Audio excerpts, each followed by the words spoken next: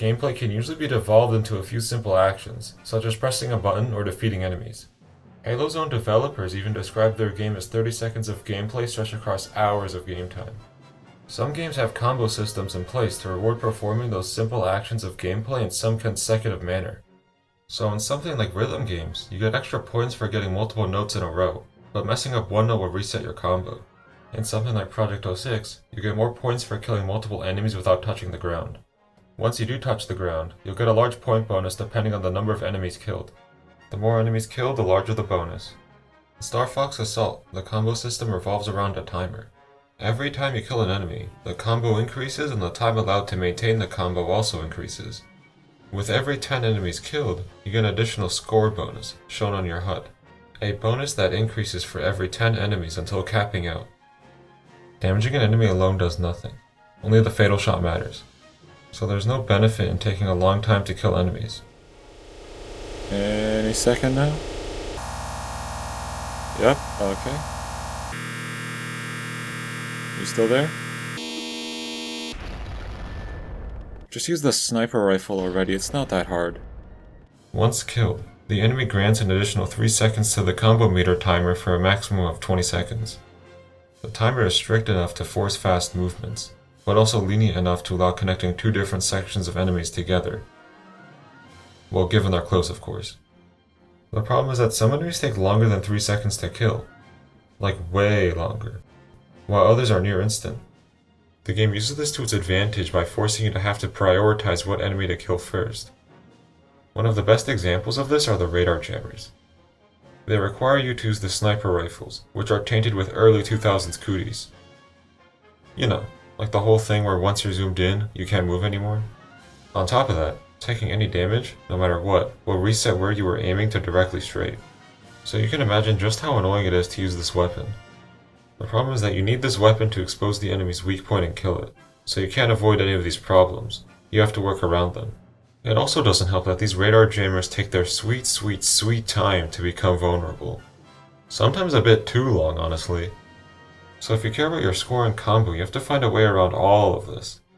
So the sniper rifle, the radar jammers, and even the other enemies. Considering all of these factors, it could take a long time to kill the radar jammer, which of course affects your total time on the combo meter. And that's the game's intention. Balancing out what to kill and when to kill it is an important aspect of the game. And of course, you need to fully kill the enemy to increase the combo meter. Simply damaging an enemy doesn't work, and that's true for all enemies. Otherwise, there wouldn't be as nearly as large as a threat to your combo as there should be. Well, if the radar jammers didn't die in one hit, then I could show that. I'll just hack its health to be slightly higher than it should be. Alright, there we go. Did you notice the problem? No, not the health bar going off the screen, the combo meter. It increased without the enemy dying, completely ruining how the game's scoring system works. But why is this? It's actually really simple. Let's demonstrate what happens with normal enemies first. Every time you hit an enemy, a specific piece of code is run to decrease its health. The game first checks if the damage being dealt to the enemy is negative. This is because if it didn't, you would just heal the enemy while it still acts like it got hurt with the flashing white or the special animation that some enemies play. By checking for negative damage, it just prevents both of those things from happening. It honestly looks like you never shot them in the first place. Obviously, under normal circumstances, it's impossible to deal negative damage, so you would never even know this check exists. In fact, the developers even forgot to add this check for some enemies, including the radar jammer. So you could theoretically heal them if you aren't careful, as subtracting by a negative number is equivalent to addition. After that check, the game will then decrement the health of the enemy through some basic subtraction. If so, then the enemy's health is set to exactly 0 and the combo increases. There are other smaller things that happen, like making the enemy flash white and enter the combo meter timer, but those aren't too important. If you're wondering where the code is to actually kill the enemy, it's handled elsewhere. Every time the game screen updates, the game will check if their health is less than 0, and if so, they're killed. Otherwise, nothing happens. But that isn't relevant to exploiting the bug either, so we can also ignore this. Going back to the radar jammers and their quirk, you can probably figure out what the problem is now. The check right here is simply not present for the radar jammer. And you would be correct. That's literally it. Dealing any damage, no matter the weapon, the damage value, it will always add to the combo meter because the game never checks if its health is below 0. And since a different piece of code handles the actual dying part, it stays alive. As for why this is the case is unknown. The game constantly encourages you to use the sniper rifle. You spawn next to one, your teammates won't shut up about it. What, you can't see from down there, Fox? What are we supposed to do with not looking radar? Should we you can't see from down there, rifle to find it. Hey, that's a good idea. You're quick, Crystal. And it'll always one-shot the radar jammers. Fox! So if the if statement were hypothetically there, vanilla gameplay would stay the exact same. The radar jammer simply wasn't intended to survive more than one shot. So that's it, right? I made an entire video to say one line of code is missing? A missing line of code that leads to a cute quirk.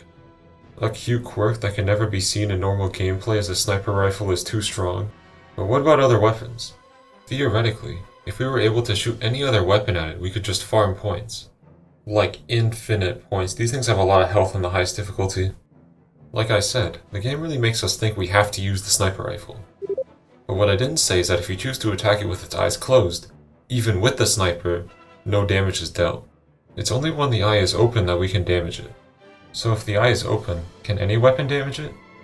Yes, it doesn't matter if it's the blaster, machine gun, the R-wing, it'll take damage. And as mentioned before, if it takes damage, the combo meter goes up. So as long as the eye is open, we're able to freely farm points. Unfortunately, to get the eye open, we actually do have to use the sniper rifle. Not just to make it turn around and face us, because that would be too simple, but also when it opens its eye.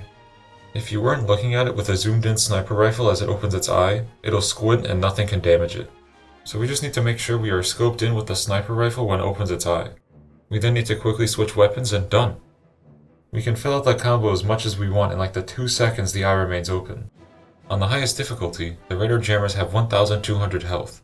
The machine gun does 15 damage per shot for a total combo of 80, and the blaster does 20 damage per shot for a total combo of 60.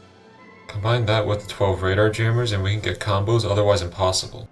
If we also attack the other enemies, we can easily hit the max limit for the combo and total hit. Unfortunately, outside of high score runs, this is completely useless. The gold medal requirement for this stage is a complete joke. Even if you take 10 minutes to beat this stage and literally skip the whole first phase, you can still exceed the gold medal requirement. The gold medal requirement for the Japanese version of the game has it slightly higher than other versions of the game, but the glitch is still useless. Just shoot some enemies while getting the radar jammers and don't be slow. It's not that hard. For speedruns there is some potential. By some I mean just barely, not nothing. As with other early 2000s shooters, when you zoom in with the sniper, you can't move. Shooting with it also temporarily prevents you from unscoping your weapon, further restricting your movement. So, hypothetically, we could get the eye to be exposed, unscope, and kill it with a different weapon to grant an extra second of movement. In practice, it works just fine. On paper, not so much. First off, you're already aiming at it with the sniper. All you have to do is press A and wait a bit to press X. You might lose some time on the waiting part to unscope, but doing this is really easy. Secondly, no other weapons can one-shot the radar jammer, not even the homing launcher on the easiest difficulty. The only weapon capable of killing it in one cycle is the Gatling gun. And unless you're getting every collectible, it's pretty far out of the way. To even make it work, you have to be close enough to it to make sure the bullets actually hit, and that you can hit it while moving at the most optimal angle, which is diagonally.